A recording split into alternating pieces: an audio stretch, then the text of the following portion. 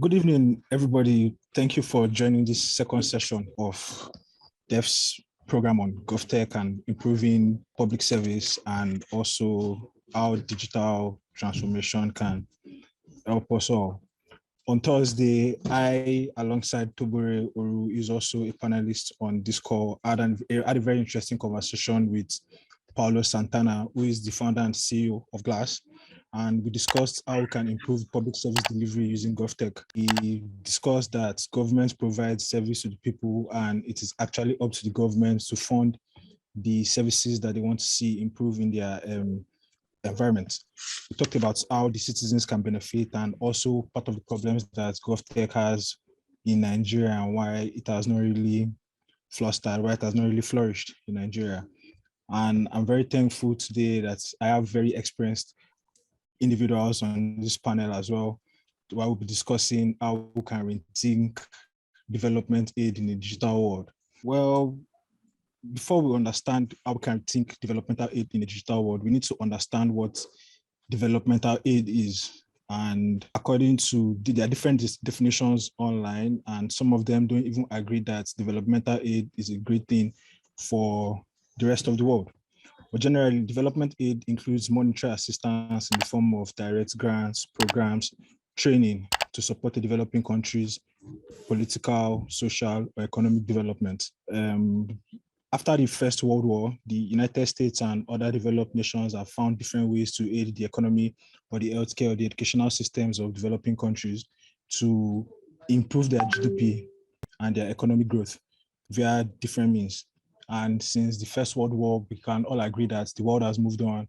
We've incorporated technology in different ways. And because tech has actually made every aspect of our life easier, today we want to discuss how we can actually use tech and the digital economy, digital system in place to improve developmental aid. According to an estimate, right, the digitization of developing countries can improve their GDP by $4.1 trillion. That is a significant amount of money. So, and as in Nigeria, where we face a lot of issues in terms of security, poverty, even our educational system is not as up to standard as we would like it to be compared to the rest of the developed world. I'm very pleased to have, like I said earlier, experienced individuals on this panel to discuss how we can rethink developmental aid. On this session, I have Tracy, Okoro, who is, like Tobore, is the founding member of the Digital Economic Forum. And Tobore is also here, is a tech policy analyst. And I also have, please forgive me if my pronunciation is not correct, I have Onica Makwakwa as well, and Professor Olayinka David-West. Good evening, everybody. It's a pleasure to have you here. Good evening. Thank you. Good evening. Thank you. I'm so excited to be in the midst of really, really great women. Hi, Olayinka. Hi, Onica. Hi, great to be here. Good evening, everyone. Yes, thank you so much for that. Great to be here. Onica is a digital inclusion and gender equality expert, and even in developed countries, there is still a lot of gender imbalance ongoing. So, Onica, can you please share with us your experience in this field and how you think tech or the digitization of the world can actually help the development in that regard? Certainly, and good evening, everyone. So, as it has been said, my name is Onica Makwakwa. I'm the co-executive director at the Global Digital Inclusion Partnership. And I have worked in this area of digital development and digital inclusion in particular for the last 7 years, for the most part in Africa. And have done quite a bit of work in Nigeria, more specifically around affordability, the policy and regulatory framework to increase access through working on affordability. The one thing that I definitely would love to point out is, I think, COVID was both an unfortunate occurrence, but also a really great opportunity for us to recognize how far behind we are on our digital development, but also to place the impetus to make sure that our digital development plans are actually in such a way that they're inclusive of everyone and not leaving anyone behind, in particular women and girls, as well as people in the rural areas. So I will just kind of give you a picture of just Nigeria specifically around this issue of exclusion of certain groups in digital development. So in Nigeria, we have about roughly 54%, it could be less since this number changes so frequently, of people who are currently unconnected to the internet.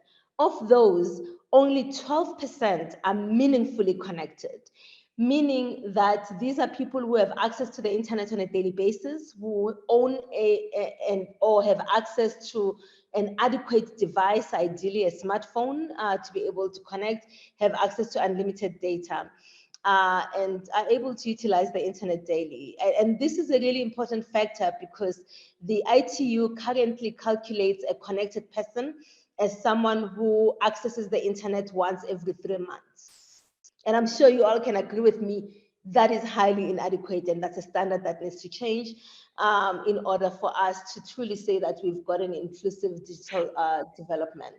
So in looking at that, you know, the difference amongst the unconnected in terms of people who just have a basic access, about 34%. And when I say basic access, it's people who don't have the things that I mentioned and are meaningfully connected, meaning they're not able to access the internet daily, either from work, school, or home, meaning that they don't own a personal device to be able to do so, and don't have access to unlimited data, which is quite important.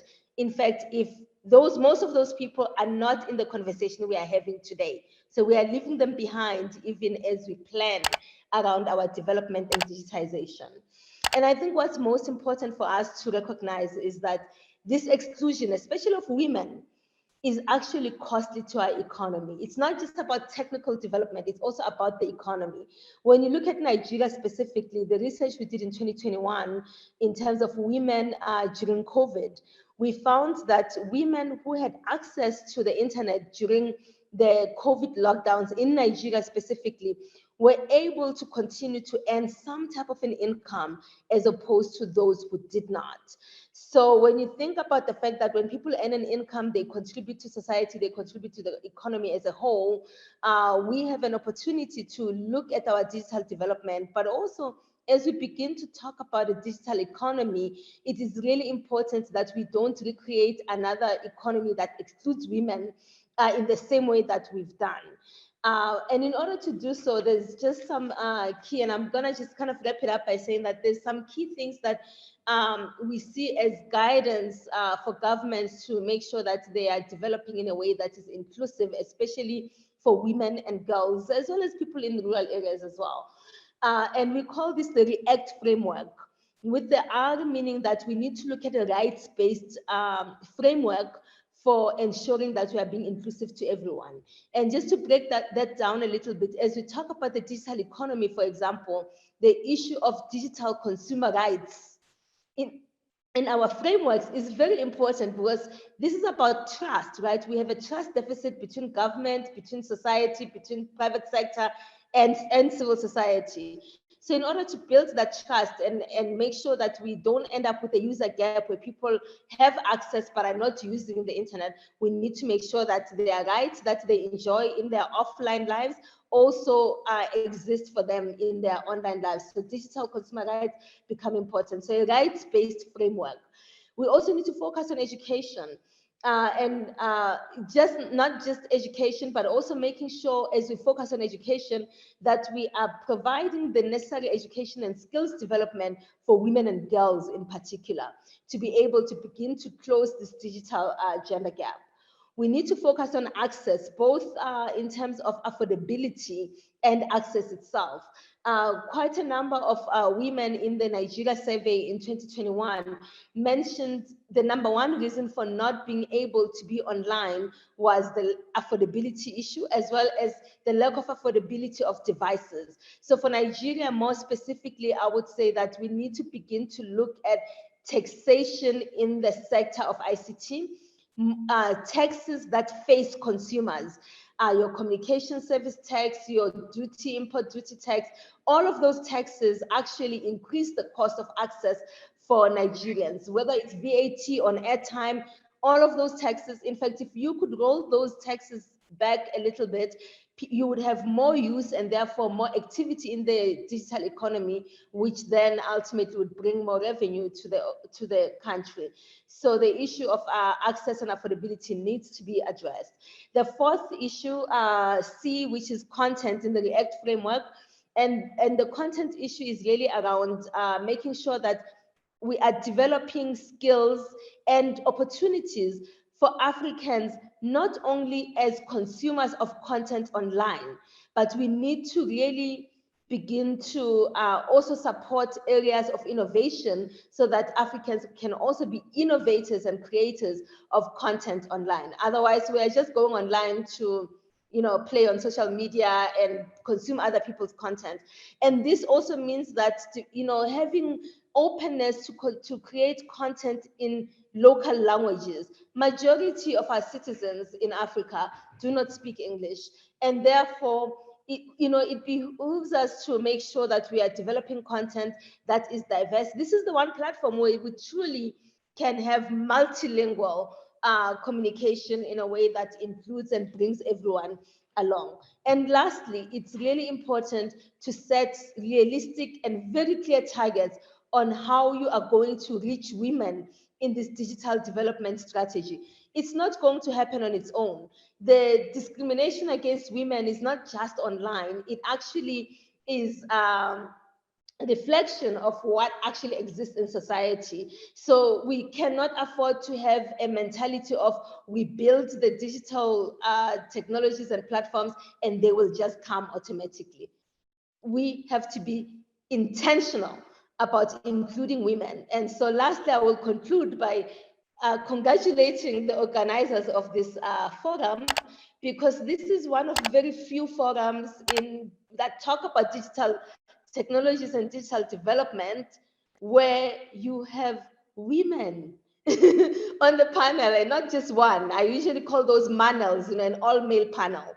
We actually have an inclusive panel, and this is the kind of intention we need to show, that we want to be inclusive by making sure that the people we are talking about, in South Africa, we have a phrase that we say, nothing for us without us.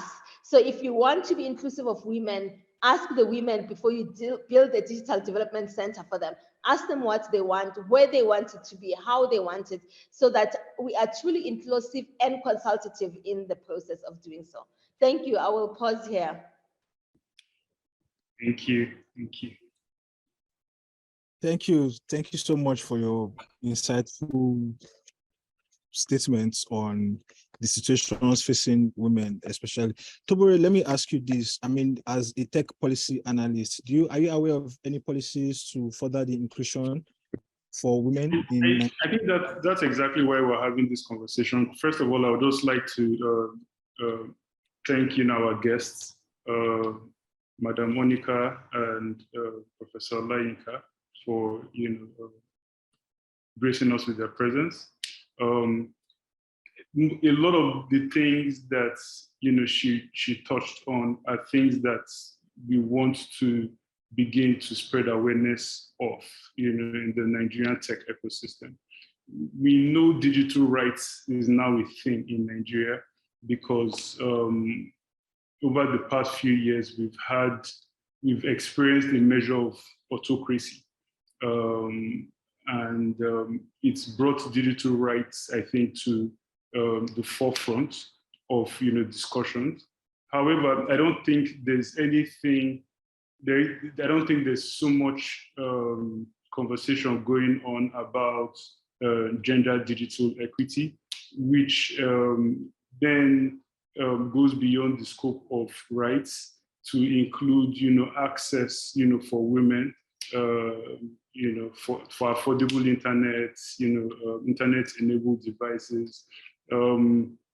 I think in northern Nigeria, you have as high as 30-something% women that don't have access to the internet, and that's that's one, I think, in 3 women. That's a very large number. And in my mind, if we want to have a more cohesive society, I think such digital divides need to be bridged. We're having this conversation to raise awareness, because in the long term, these are the policy issues as a think tank that we want to focus on. So yeah. Okay, thank you. Thank you so much for that. Tracy, so as a nation, when it comes to including or improving digital inclusion for women, what are the first steps that you think we should take as a country? How should we go about it? How can we improve? Thank you so much, Tobore. I'm so excited listening to Madam Onica when she was speaking, the passion, and you can see that it's like her life calling, to make sure that not just that women are given a seat at the table, but that women are considered when the table is being built, right? So that it's not just about bringing women to the table, but that women are decision makers, right? Women are deciding how the table is made before they're brought to the right. I'm going to use an example. We create and it into inlet. Me, then there was Adeze, and then there was Titi from Google. And there were just a lot of, maybe like 50 other men, right? And the whole conversation, even though it sounded well, even though they meant well, didn't just feel right to me. And, at one point I had to, call a sort of a truce and say, hey guys, now, I do not think that, I'm not saying that what you guys are saying will not make sense in the art, but I'm saying that the voices of women need to be louder in what we're creating. And they say, okay, what are women going to say that is different from what we're saying? And I'm saying, no, bring them in. Until you bring them in, you wouldn't know what they would say and whether it will be different, right? And so that sort of launched our all-on big tent approach to invite more women to the creation. So now we had an all-inclusive act, right? That not just has a gender lens to it, but it's easy for even women to get access. It's easy for women to become entrepreneurs if they want to be. And so I think that for any country who wants to be digitally inclusive, the first conversation that you need to ask yourself is, what frameworks, just like Madam Onica said, what frameworks do I have that are speaking towards including women? And if I don't have these frameworks, how do I bring in women, right, to come in and design this framework? Because it's mostly women that are going to build it. I run an organization called Business Academy Africa. And every time we run like an incubation program and we do like a call for ideas, it's mostly men who come. And so I had to come out and ask these women, like, why are you guys not applying? And they said, well, we know when we apply, the men are mostly going to get invested in. And so that's why there's a funding gap. There is a mentorship gap, right? And so instead of us creating a program and making it easier for women to come in, we created a program just for women. Now, this is how you take these actions to let women know that they're important, right? And they're needed in the society. It is not just good enough to say, for example, if you're giving a loan, you say, oh, women will get 5%. It's saying, I recognize all the issues concerned with, women not having access, even during COVID, like you mentioned, and even post-COVID, women are still finding it difficult, to have access to a lot of facilities. A lot of men can just walk into maybe the Bank of Industry, the central bank, and receive loans, right? Most female-led businesses cannot do that because some of the frameworks say that they have to come with a man, right? And that's hard. A woman who's been building her business for years now has to come bring in a man, or a man must own 40-something% sort of frameworks that have been put in. So I think we need to do away with these old laws, right? We need to do away with the old thoughts. We need to just clean our slate and start afresh and say, well, you know what, women, we're building for a digitally inclusive nation, or we're building a digitally inclusive nation. How do we do it? How do we make sure that you're included and everybody is included? That's what I think at this point. Thank you so much for your contribution, Tracy. I think part of the problems that we have always faced is the gender gap in the tech ecosystem initially, right? I think I'm not very sure of the exact stats, but I believe that the ecosystem, especially in this side of the world, actually has a lot more men than women compared to, when in comparison. So, Professor Olayinka West, do you think that it is from the primary level, like the lowest level of that education, or we should already find way more women in taking more STEM courses or getting interested in tech in the first place before they can now become so eager to contribute into making these policies that will benefit other women in the future? Okay, thank you, and good evening, everyone. Sorry, just to correct you, the name is David-West, not just West. Thank you. Okay, so in terms of, we need to be very careful as not to build a new bridge between the physical world and the digital world, because I believe that what we see in the digital world is representative of what exists in the physical world. So they're not two worlds, it's one world, and we're behaving exactly the same way, both in the physical and it's replicating itself in the digital. And whether we like it or not, one of the biggest challenges with Nigeria and a lot of African societies, can you hear me? Yeah. Okay, great. Yes, I can. One of the biggest challenges in Nigeria and African societies is our social norms, right? We're a patriarchal society, we've been brought up in that way. And these are things that are very, very difficult to change overnight, right? We're not going to change it overnight because technically a woman that's coming out of university, finished youth corps, the next thing is, when are you getting married, right? Because that is what makes a woman important in society in general. So when we think about all these things, we need to also think about it in the physical space. And so, for example, I had a conversation with someone the other day, and we're talking about, even if you say somebody is living in Lagos, he's understanding and things like that. So let's say, take a driver, for example, he has 3 children, he's happy with his 3 girls, he's living in Lagos, then he goes to the village. What does the village tell him? You're incomplete, your wife take another wife, etc., etc. And those are so even if he's satisfied, society is telling him that no, it's not good enough, right? Society is giving him a different rubric that according to our own traditional norms. So when sorry? You shouldn't be satisfied. He shouldn't be satisfied. And to some extent, society can even say, no, take another wife so she can raise a son for you, etc. And until we start to change that thinking, it's not a function of education alone, right? That's the social norms that we also need to change. The mindset that a girl child is not just a wife. A girl child is a productive a resource in an economic system. Okay? And those are the patriarchal views that we need to change. And when you think about it, all these unconscious biases are in us. They're in our subconscious. For example, many years ago, I went away and I brought aprons back. I have a girl, a child, and a boy child. And I gave my son an apron, and one of my help said, oh, no, boys are not supposed to be in the kitchen.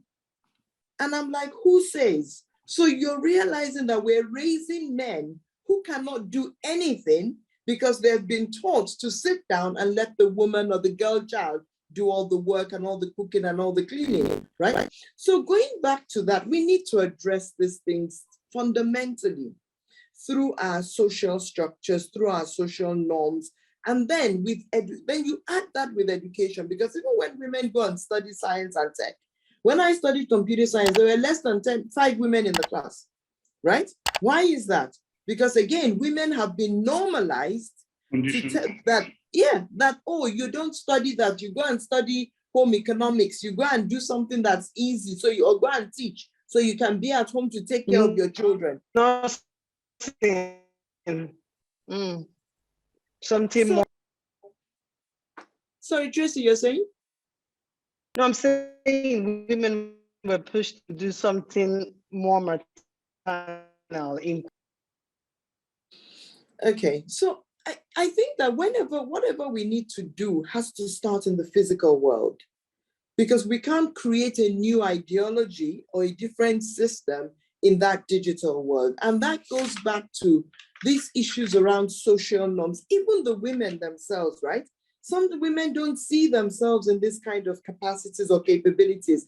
And things like this happen through conversations, they happen through awareness sessions like this, but how do we take it to the grassroots? Because again, it's all well and good.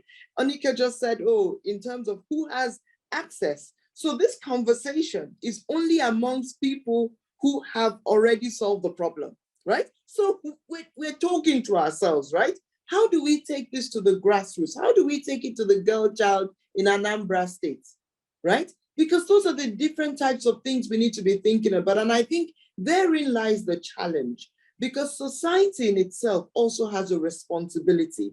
Even if government gives us the policies, who ensures that that policy trickles down to every single local government area, every single household?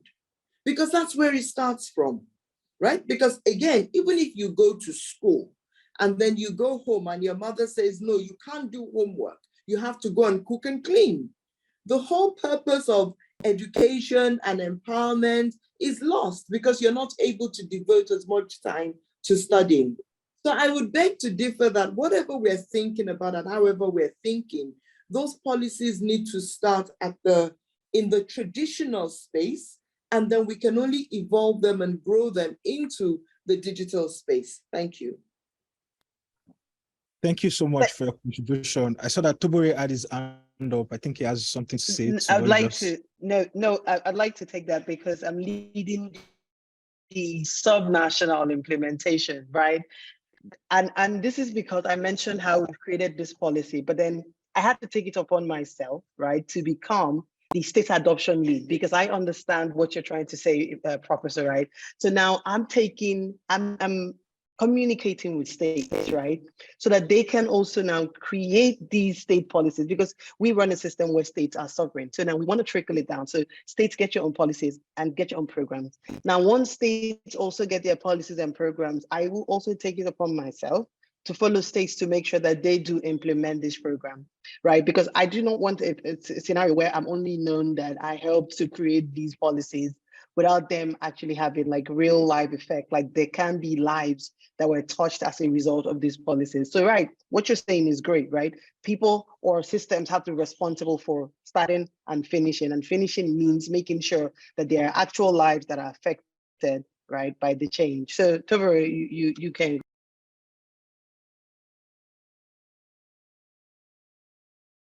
You're muted. Miss Onica can go on if she's available. Okay.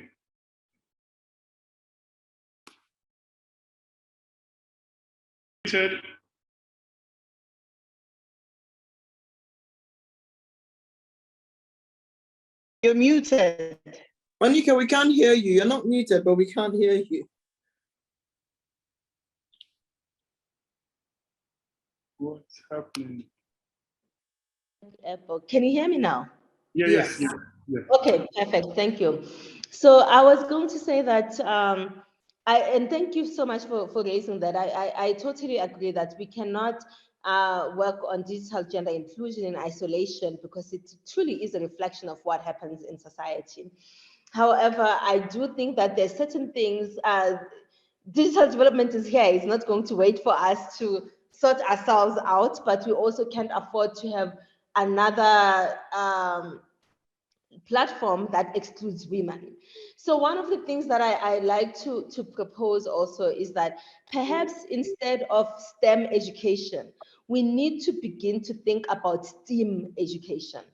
So it's about science, it's about technology, it's about education, but it is also about arts and humanities, as well as mathematics.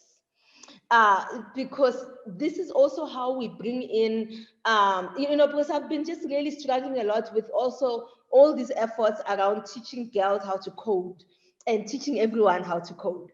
The reality of it is that coding of the future might not require the technical skill of coding, but we need to raise critical thinkers. we need to raise decision, people who understand the sequence of making decisions.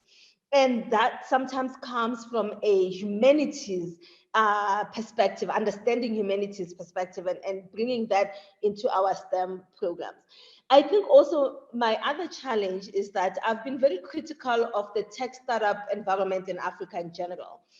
I am of the opinion that we are constantly innovating for the Western gaze. Everyone wants to be the next Uber of Africa, the next Amazon of Africa, the next whatever of Africa. Now we're going to be the next chatbot of Africa. But the reality of it is that the next Amazon of Africa is not something like Amazon right now, or even Alibaba for that matter. It is around solving, creating a solution that solves our based on our current reality. So I'll take a look at, for example, Makola Market in Accra or Lekki Market in Lagos, right? So for me, if you are thinking about an Amazon of Africa, I want you to think around how you problem solve using technology to address the challenges and expand that market so that I can sit here in Johannesburg and order goods from a woman at the Lekki Market without having to go to a Western region first before that actually happens. So I think that there's just a lot of opportunities. I keep hearing people talk about decolonizing the internet, but we are still also going about it in a very Western and very colonized way, right? From language to everything else. So my challenge really is around using this as an opportunity to truly be disruptive. And being disruptive is not imitating what we've seen work in other areas. Being disruptive is actually being able to look at our situation in our countries, in our continent, to say, these are the assets, the great assets we have. So for example, I really cannot understand why we are not leading on content innovation, just looking at the content coming out of Nigeria alone. That's a whole economy. Content is a whole economy. But somehow we're still needing a Western platform to make sure that I can watch Nigerian content, and same as Nigeria to watch content coming out of South Africa. It's brokered in a very colonial way as well. And so for me, I think the thinking is that some of the social norms that we have right now are not all originally African. Some of it were about surviving colonization. For me, being South African, they're about surviving apartheid. So perhaps we have an opportunity to create greater appreciation of our indigenous knowledge as well, because this is finally a platform where we could potentially have that collaboration, that appreciation, and lead globally from a sense of appreciating who we are, where we are, and solving problems that are specific to our continent and not based on whether somebody's offering $100,000 for us to create a particular type. So I will just pause there a little bit, but I just needed to interject on that to say, you absolutely hit it on the nail. I mean, quite a number of universities, for example, in South Africa, we are graduating more women and girls in engineering than men, but I can tell you that 5 years after graduation, we are not finding them in the careers. And the reason being all of the issues that you've just raised. But also the other reason is hostility in the workplace towards women. So it's not only just at home, it's also the workplace that has not been friendly towards women, that has been about living to work rather than working to live. And so we need to begin to look at all of that whole entire ecosystem around creating an enabling environment for men and women to thrive together in that space. Thank you. Thank you so much. Tobore, you've had your hand up for a minute now, so this is your chance to give us your insight. I think what I find very, very intriguing by the take of Prof and Madam Onica is that there seems to be two aspects to closing the digital divide, and economic, which I think is what we speak about most of the time, and a social cultural aspect, I think, which isn't well identified. And I think that's the struggle. So while, both women were speaking, I was thinking about how, how one as a policymaker may try to close, or solve that problem, close that gap by addressing these social cultural issues, like what policies, what areas would one be looking at? And I think that just opens us up as policymakers to a whole new world of data points that we need to take a look at. I wonder, bringing it back to development aid, I wonder how we may work with development institutions to close the gap from a sociocultural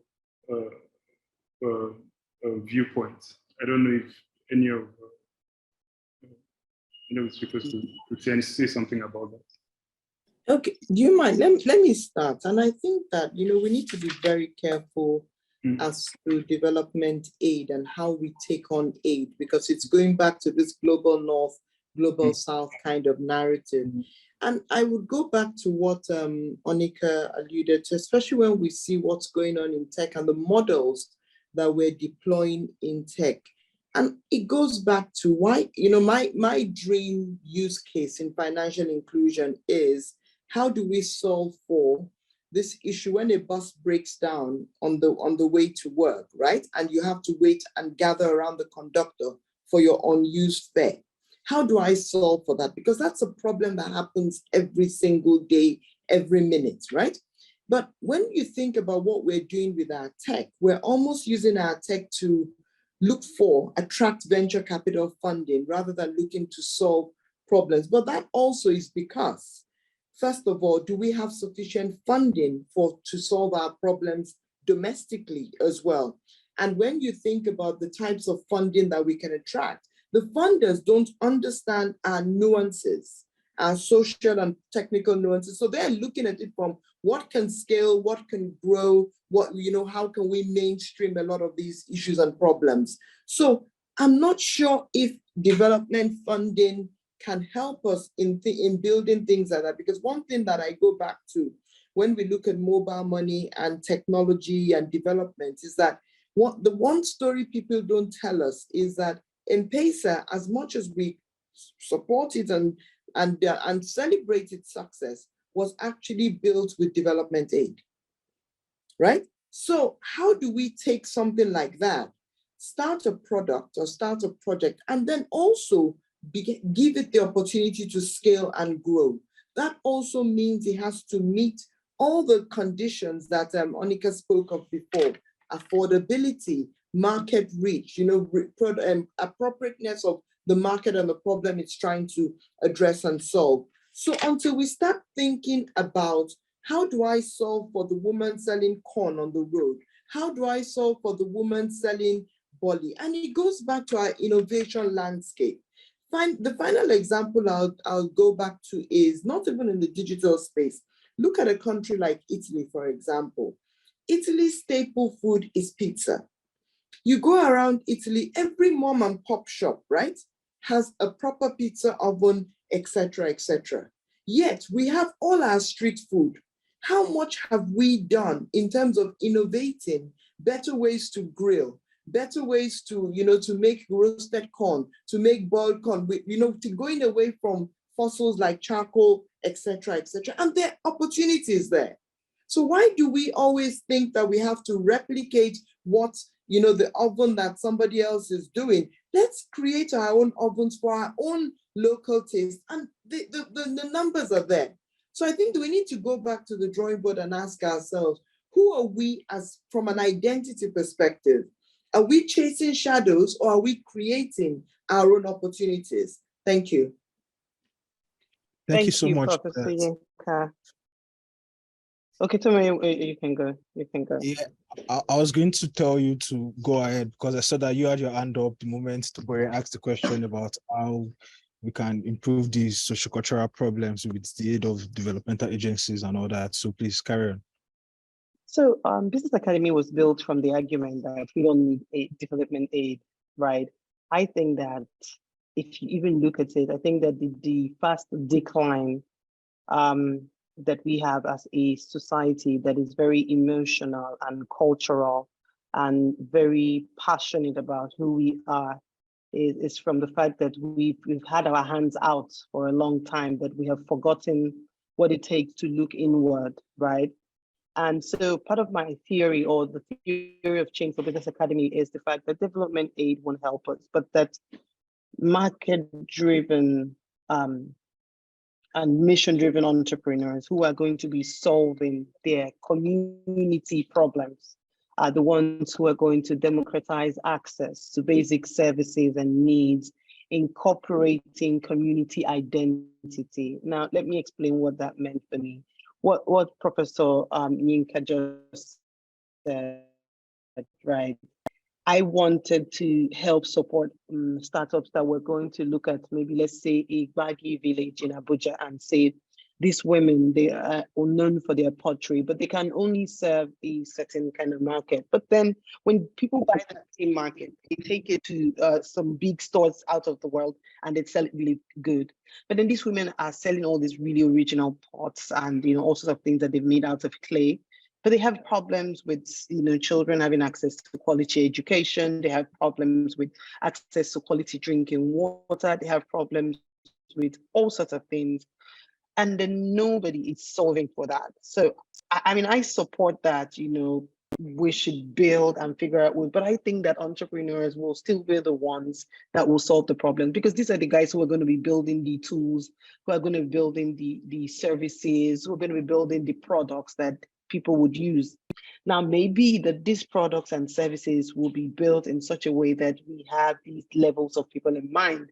So people who have access to internet and people who do not have access to internet, right, to be able to help solve the problem. So I think that for now, development aid can be channeled, right, and this is a narrative that we, if we decide, and I will come back to this, if we decide, right, if we decide to push this narrative to make all right, understand that we can't keep going the way we're going, right? You need to come to us, right? You need to come to us and tell us and ask, instead of how they would rather do a call for application and already tell you what they want you to apply for.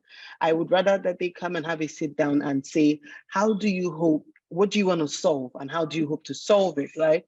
And so we would now build programs that would fund entrepreneurs that are building products and services that are creating these opportunities for citizens to either innovate, right? Professor David-West talked about, creating better, some local manufacturing machines and all that. It's here, people are doing it, right? But those are not the things that, like Madam Onica said, that we're building for the Western gaze, right? Those are not these so-called things that the Western gaze wants to look upon, right? But somehow underneath, I think that if we change the narrative and say, well, we don't want the English ovens, we want to be able to create ours. Because if you go to different, what they call them pantakers or where, you would see where craftsmen are building and crafting ovens, right, with corrugated iron sheets and all that, and they're working because they're providing business services, or they're helping women who are just learning how to bake or entering into that sector with that kind of equipment to be able to make their jobs easier. And so if we decide to change this narrative and say, you know what, for now, we have reimagined what development aid looks like for us in this digital era, and this is what it looks like, right? And we create that report and push and share and drive that campaign and say, no longer would you feed us what you want us to see, let's give you what we would like you to fund, and then if you're ready, then you fund distance, right? Then I think that they will toe the line. It would no longer be them giving us and telling us what to do. It would be us telling them what they would like to fund. That's one. Now, in talking about this, it's just reiterating one of the reasons why the Digital Economy Forum was created. The idea is just to make sure that we create this, let me borrow Tobore's words, a revolving door, right? But not just about the revolving door, but to drive the sort of the narrative, to be the kingpin, right? That decides what happens in this digital economy sector. But it's not just about us, that it is the collective voice of the humans of the digital economy forum in Nigeria that drives the frameworks, the policies, the actions and programs that come out for digital economy in the country. Thank you, Tracy. Madam Onica has a comment to your statements, and she has her hand up. Okay, great. Thank you so much. So yes, I totally agree with that. I think for me, just in order for us to just kind of get to a point of perhaps solutions and recommendations, I would say that, generally, I think one of the things that we don't talk enough about when we count our attention points with working in a global space is the reality of the leadership that we have within our own continent. Because digital development aid happens in the context of agreements that our own leaders agree to, or sometimes even solicit before we actually get to experience them. And I mentioned earlier that there is a long-standing trust deficit between civil society, governments, and sometimes probably even development aid. I see digital development as an opportunity for us to begin to use the tools to push for transparency in a way that helps us begin to build this trust. So for example, just simply having open budgets, having platforms that allow us, when the president makes their State of the Nation address, and then the budget speech comes, we should be able to see consistency in an open budget of the things that the president says are important, he or she says they're important, and how they show up on the budget side. Access enables our communities to be able to participate in society in that way, but also it's an opportunity for us to begin to build this trust that does not exist. So more specifically, and I'll just give one example. One of the things that frustrates me a lot around this conversation of digital taxation, and there is a lot of taxes in the ICT sector, especially in Nigeria. I believe that in 2018, the ICT sector in Nigeria paid about $650 million in taxes and fines to government. And that is anywhere from import duty tax to airtime tax, communication service tax. There's actually a bill that's been pending in the National Assembly to increase communication service by 9% in Nigeria. But, and also this conversation around taxation on the devices. We are willing to talk about reducing the taxes on the devices, but very few of our politicians have been willing to talk about local assembly of some of these devices. So, local assembly would do several things. It would bring in, because these phones do not need to arrive with everything on them, including Facebook already uploaded and the screen attached and the button. Some level of assembly can be done in country. And I'll give you an example with the scooter, I don't know what you call them in Nigeria, but those scooter. The keke napep. Yes, they arrive in pieces and they're assembled locally in most countries. And because they don't arrive already assembled, taxation on them is much lower. But what that does, it also helps to retool your workforce. Because now you have people, you have an industry, you have people who are now working on putting these things together, which also means that we don't have to wait for someone from Pakistan or India to come and create a shop for repairing our phones. because if you are having some level of local assembly, you are building some skill, including for repair. We're a reuse market. Very few of us buy brand new phones for our children. They get the phones that we pass down when we upgrade as parents. So thinking outside of the, norm of these trade negotiations, where it's about reducing the taxation. So yes, maybe the taxation should be reduced, but here's an idea. How about some level of local assembly that helps to create jobs in our countries? It helps to retool our workforce so that they now are beginning, even if it's at an entry or low skill level, to be able to engage in this, including content. I mean, uploading software on these phones is content, is we've got, Nigeria has a lot of software engineers, so I'm still not understanding why there is no robust conversation around even the phones that we import. There needs to be some level of local assembly on them, so that if the private sector is asking for reduction of taxes, this is a give and take. So I lay this back at our leadership, our policymakers. In these trade agreements, we need to not look at them in isolation. They're really important and really critical, that we need to have transparency, because if we don't, think about it, we've had over $100 million, maybe even more, on development aid to reduce poverty in Africa. And there's still so much poverty, so at some point, it's not just the aid, it's also how we are positioning ourselves for the aid, and it's also holding our leaders accountable for making sure that they are leading in a way that is less about ego and more about true development. Thank you. Thank you. Thank you so much. Thank you so much for your contribution. Tobore, I know that you have your hand up, but I want to hear Professor David-West's take on that statement just now. Okay, thank you very much. So very sorry about this. We keep budging you to the back of the queue, but hey. It's fine. No, but I agree with everything Onica said. And one of the things we also work on at the business school in general is this issue around ease of doing business and infrastructure provision. And, it saddens me when you hear people tell you stories like it's cheaper for them to manufacture in China and import into Nigeria just because of power costs, for example, just using one variable alone.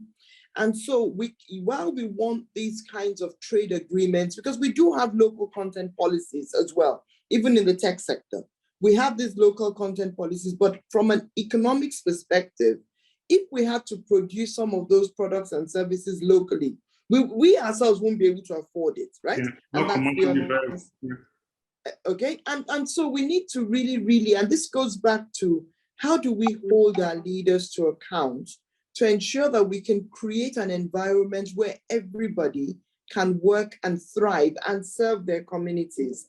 Other than ease of doing business, the other area is also infrastructure and road infrastructure.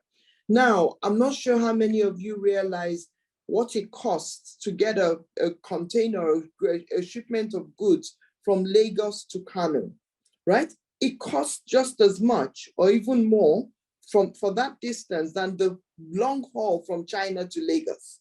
So when you look at all these things economically, right, it just doesn't make sense. So how do we begin to change the policies around our thinking around this import dependence? Because when we're creating locally as well, don't forget that we have the Africa Continental Free Trade Agreement as well. That means we can produce and serve a market of 1.4 billion people as well. But are we seeing these things? Are we designing strategies and policies and economic sectors that can serve these communities? Because it's almost like it's not doing one thing, it's having a system view and saying, how do we look at this thing as one system? Because there will be trigger effects, there'll be domino effects, there'll be leverage points, they'll be doing one thing that almost has a catalytic effect in that sense. So I think we need to go back to the drawing board and say, we started talking about technology, right?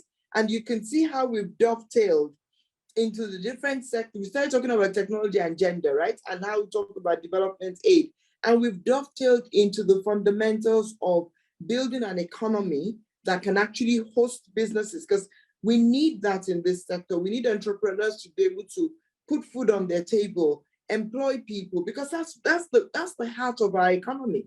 It's not the government or big companies. It's actually those small 37 million. I think the last Smedan study, 37 million micro, small, and medium enterprises. How do we ensure that they can work and they can thrive? More gig workers, whether from cloud work or gig work. And those are the different things we need to think about. So I'll stop there. Thank you. Thank you so much, Madam. Tobore, you can go now before I ask my final question. Our time is fast spent already. I think I love everything everyone has said, and I think that our solution is a balance between development and private sector initiatives. I love both Prof and Madam Onica raised two critical questions around the infrastructure or enabling environment for these businesses to thrive. For example, intra-Africa trade, within a digital single market, right? For that to happen, we have to have custom borders that are in sync, right? You have to have systems in place for even for human beings to move freely. You have to have a digital identity, right? So I think these key infrastructural elements are part of the agendas that we've identified as a forum def. If you go to our website, you see our 15-point agenda.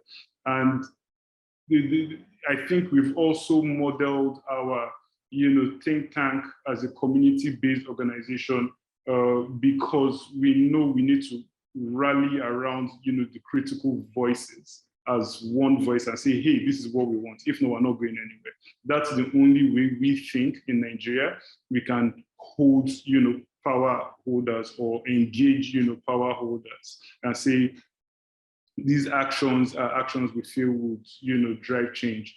Where I struggle still mentally is figuring out where the balance is in development finance. I still think there's a place for it. Maybe in, like Tracy said, through co-creation of programs. However, the cost, if we really think about it, I know the cost of last mile connectivity, the cost of even financing local production. I don't know if that cost can be effectively borne by the private sector, from the beginning. I think the initial costs may come from development finance, which is way cheaper, and then after a while allow the private sector to really thrive. That's just a suggestion or a postulation. However, we're having a conversation, and I'm really open to new ideas. I'm just thinking, how can we bring this down to actual policy recommendations? But the most difficult thing definitely is the sociocultural aspects. Until now, I think I had never grasped the enormosity of of what that problem is. Yeah. Thank you. Thank you, Tobore. Madam Onica has raised her hand. I think she's about to address your point. Yes. Yes. So, I mean, there's actually the Moonshot Africa report that the World Bank did that estimates, I believe it's over $900 billion required for $9 billion. I'll check it before we get off this call. Required for infrastructure development in Africa. And I think your concerns are quite, legitimate. It's going to take more than just one sector. Even if private sector could invest half of that towards it, government has to come to the party and they have to contribute. in addition to government, development partners also have a role, but also private-public partnerships have actually been, I mean, if you look at a lot of the development that's been happening in the region, they've actually been moving progress along the way quite a bit. So it's not going to be any one sector acting by itself. It's going to take everyone prioritizing digital development and moving along in that way.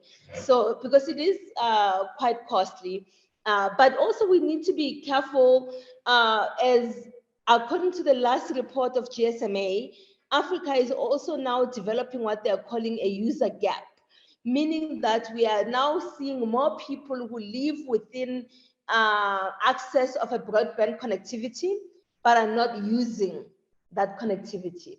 So infrastructure alone is not going to get there. We need to address the demand side issues of skills, of devices, of relevant content in order for people to be able to, so that this investment is truly worthwhile. But again, I think the most important thing is that it's going to take more than that. But also just to share a report that we had done a few years ago, we attempted to do an audit of universal service and access funds in Africa specifically. It was quite eye-opening.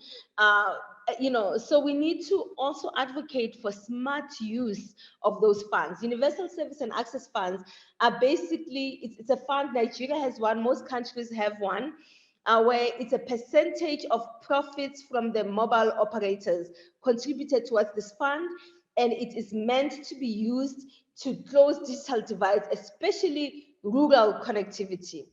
What we found in several countries was that the funds were being used for something else. The funds were not used at all, or they were just kind of seen as a government/fund, or used only to advance deployment of infrastructure with private sector, the very same private sector that's contributing to the fund, that sits on the board, that decides on the projects for the Universal Service Fund. So in 2019, ECOWAS, yes, that's the West Africa one. ECOWAS adopted a new act on universal, it's called the Universal Service Act.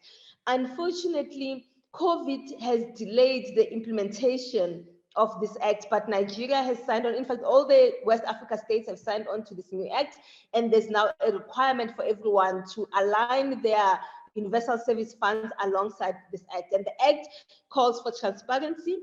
The act calls for investing in not only in infrastructure alone, but also being able to use these funds for things like skills development, devices for teachers. Ghana is doing that, for example, providing devices for teachers, and being open with the communities so that the communities know how the funds are being used. They need to be audited on an annual basis, and the audits need to be public. So that's actually a really low-hanging fruit for me, for people who care about digital development, to first look in your country and find out who is running the Universal Service Fund for Nigeria. It's a pretty nice fund, I hope, just based on the activity that happens in that market, right? And what programs have they funded, and what is their plan? Nigeria used to have a really great focus. In fact, the Nigerian broadband plan is one of the best ones, honestly, that I've seen in a long time. It has some real clear targets around rural connectivity, around gender inclusion. But like all of our countries in Africa, writing great policies and strategies is something that I think we do very well. Implementation is always a challenge, but it needs to be a partnership, right? Implementation should not just be about government. It is our civic duty as people who also vote government in to make sure that we play our role as civil society to require accountability, and to actually also bring these issues up, and from time to time, I would suggest invite the fund. Let them share with you how they are, what their strategy is on closing the digital divide, and what their future planned programs are. They actually do quite a number of public-private partnerships where they partner with private sector to implement in places where private sector would think that it's not financially viable for them to provide connectivity because it's a remote village that's got very few homes. So that's where the fund would actually come in. But the fund needs to now also come in to look at community-owned networks. We need to not just only look at different technologies for connecting people, but it is time for us to look at different financial models. And in places where private sector has not found value in expanding to, when the community can come together and build a network for themselves and have a community-owned network, Nigeria actually has some community networks that operate. They need to get support so that government can release spectrum to them, or they can be allowed shared spectrum.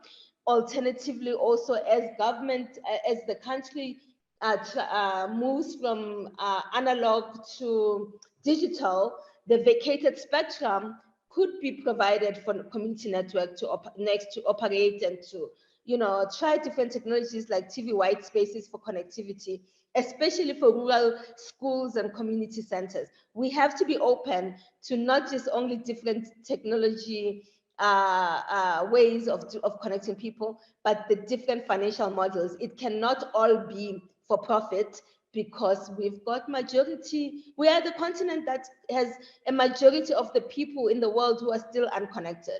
And so it requires political will and a mindset shift around making sure that we are intentional about connecting everyone regardless of ability to afford the connectivity. It's like water. If people don't get water, they build a borehole. We need to give them the tools to build the network for them to make sure that they are connected in their villages. Thank you.